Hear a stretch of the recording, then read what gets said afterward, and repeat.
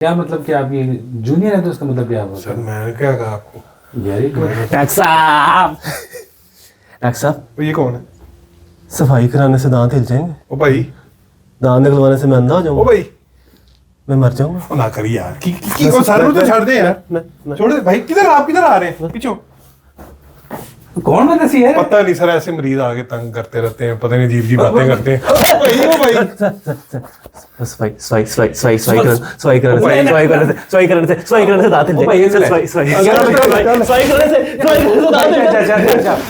अगर आपकी भी इसी तरह की गलत फहमियां हैं तो परेशान ना हो, अगला बैठक सेशन इसी के ऊपर है। वो तमाम अगलातुल आम जो कि डेंटिस्ट्री के अंदर बहुत ज़्यादा प्रेवलेंट है, वो सारी डेंटल मिथ्स को हम अगले डेंटल बैठक के अंदर एड्रेस करेंगे।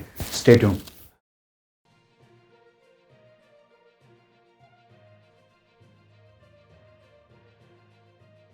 अस्सलाम वालेकुम ख़वातीन व हज़रात। अफसोस के साथ कहना पड़ता है कि हमारे यहाँ हमारे मुआशरे के अंदर डेंटिस्ट्री के साथ मुल्क बहुत सारी अगलाते आम हैं जिसको हम डेंटल मिथ्स के नाम से जानते हैं। आज का प्रोग्राम स्पेशली इसी के ऊपर हमने मुरतब किया है, जिसके अंदर हम डेंटल बैठक के अंदर डिस्कस करेंगे कि डेंटल मिथ्स हमारे यहाँ क्यों इतनी आम है और क्या उनके पीछे कोई सच है भी या नहीं। हमारे साथ आज बहुत खुसूसी मेहमान हैं डॉक्टर ज़ोहैब फ़ारूक, जिनको आप पहले भी हमारे साथ बैठक में देख चुके हैं। इसके अलावा हमारे साथ डॉक्टर अहमद हैं और डॉक्टर नुमान हैं। तो आज का सिलसिला शुरू करते हैं कि डेंटल मिथ्स या डेंटिस्ट्री के अंदर अगलाते आम क्या क्या हैं और उनकी क्या क्या पीछे सच्चाई है। डॉक्टर साहब, आपसे कभी किसी पेशेंट ने पूछा है कि दांत निकलवाने से बंदा मर जाता है? ये बड़ा मज़ाहिया वाक़या है। एक दफ़ा हुआ ये कि एक खातून मेरे पास आई।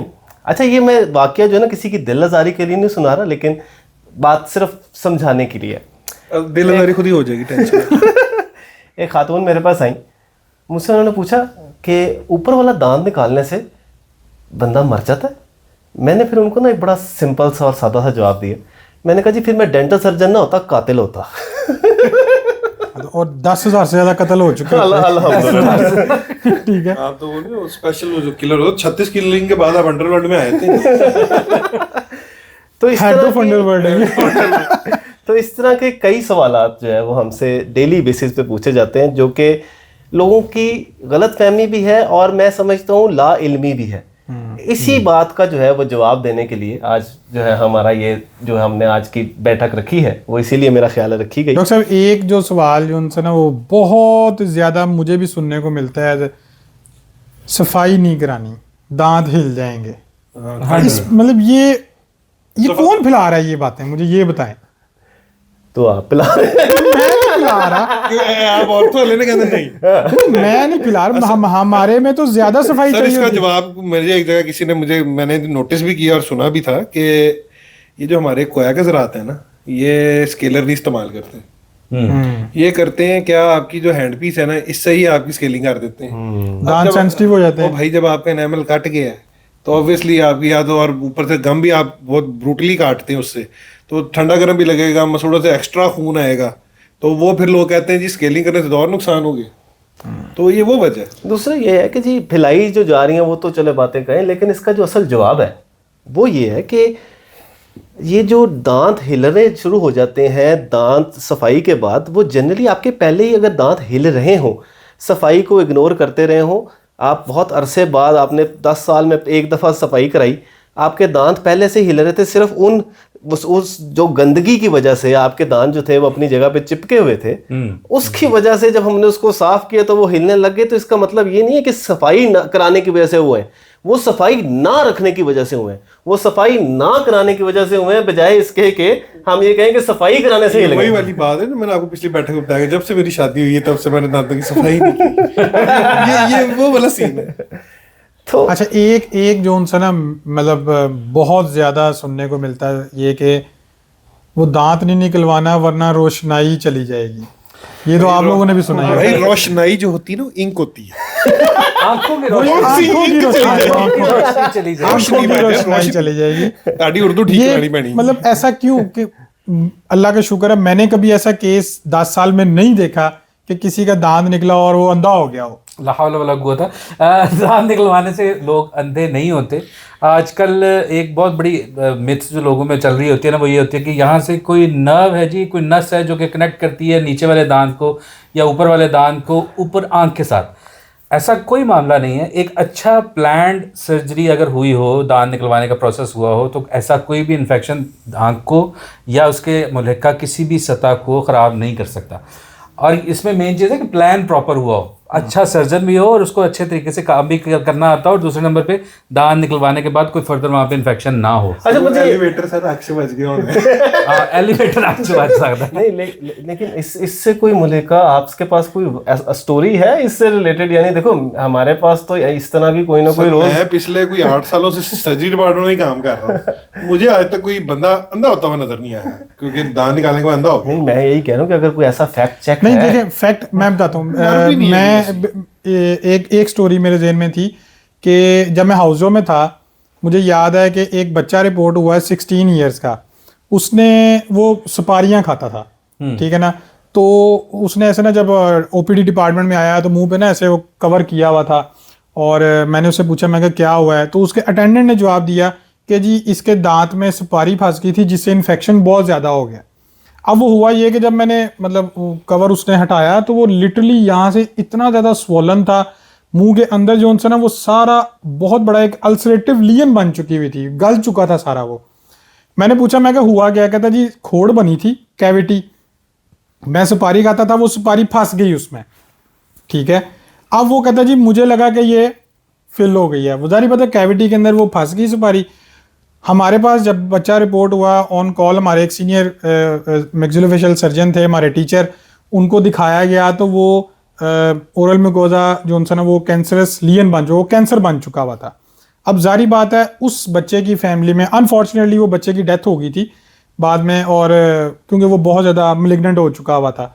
अब जारी बात है ऐसी फैमिली में तो यही बात होगी ना कि जी बच्चा दांत खराब होने से मर गया।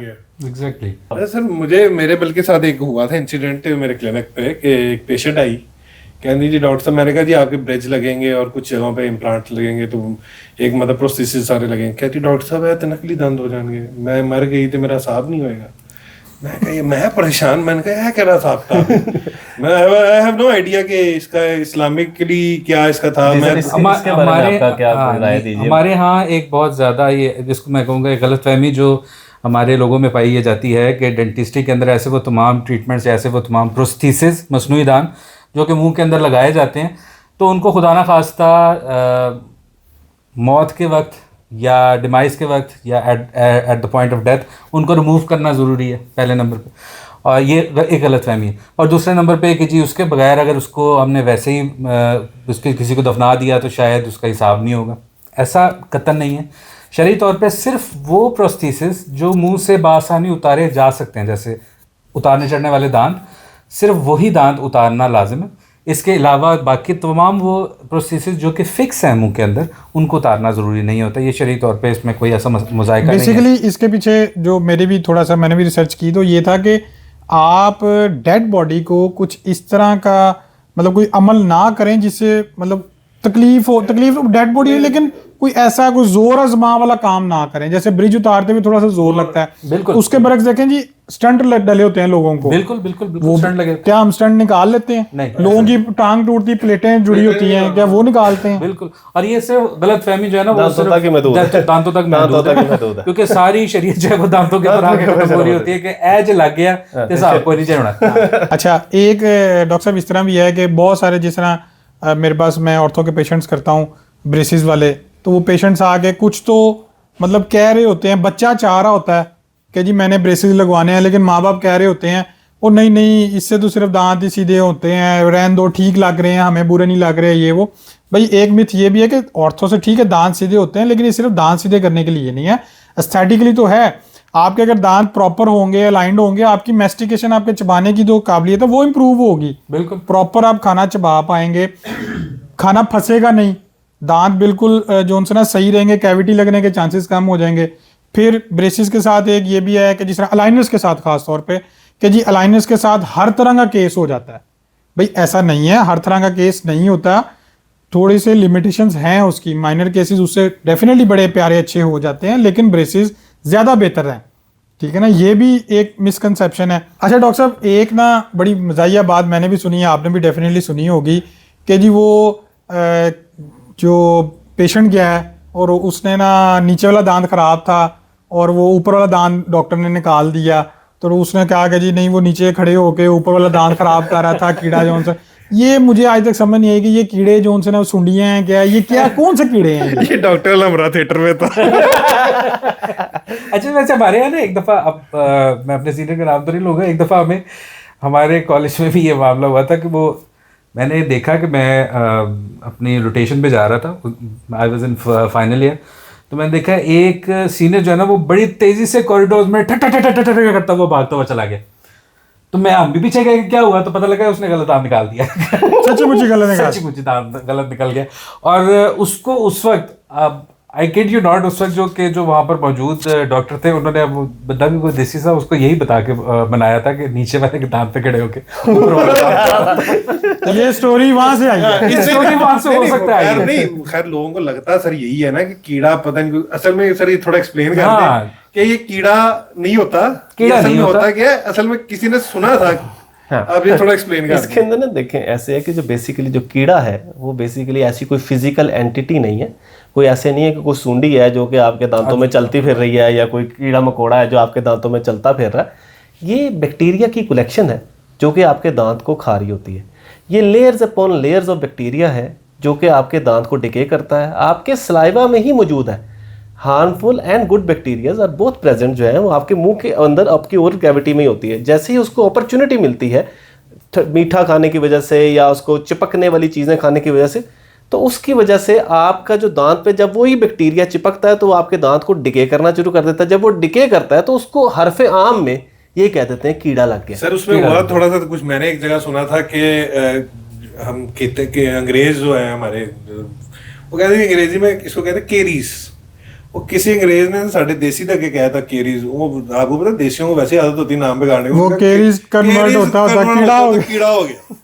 तो इसमें कोई शक नहीं कि ये भी हो सकता है। ये कुछ चीज समझ भी आ रही है कि हमारे यहाँ आदत है। जैसे वो माई डॉग का जो दरबार है, आपने सुना होगा इसके बारे में? नहीं मैंने नहीं सुना। एक जी माई डॉग का दरबार है, ये आप हमारे ही अंदरून लाहौर के अंदर। अच्छा, तो बेसिकली किसी गोरे ने अपना जो है ना वो कुत्ता दफनाया और उसका नाम रखा माई डॉग, तो उसका नाम हो गया माई डॉग का दरबार।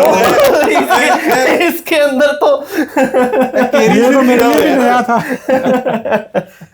तो ख़वातीनो हज़रात, आपने बहुत सारी मिस अपनी भी आपके पास होंगी, बहुत सारे मशवरे आपको घर वाले भी देते होंगे, बहुत सारे मशवरे आपको मोहल्ले वाले भी देते होंगे। जैसे आजकल सोशल मीडिया के ऊपर भी बहुत ज़्यादा एक कैंपेन चल रही है जिसके अंदर बहुत सारे नॉन डॉक्टर्स और अनफॉर्चुनेटली कुछ डॉक्टर्स भी मंजन बेचने पे लगे हुए हैं।